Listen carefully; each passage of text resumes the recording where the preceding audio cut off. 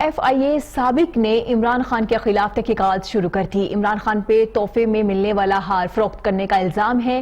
ہار مبینہ طور پہ زلفی بخاری کی مدد سے لاہور میں ایک جولر کو فروخت کیا گیا۔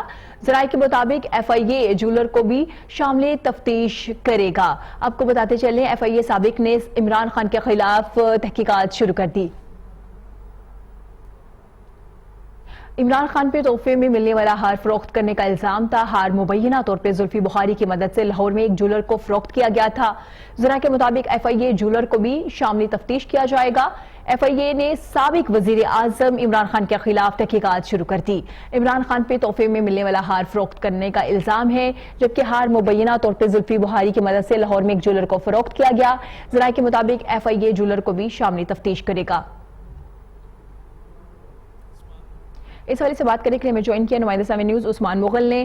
عثمان مغل، بتائیے گا، ایف آئی اے نے سابق وزیر اعظم عمران خان کے خلاف تحقیقات شروع کر دی ہے، مزید کیا تفصیلات ہیں آپ کے پاس؟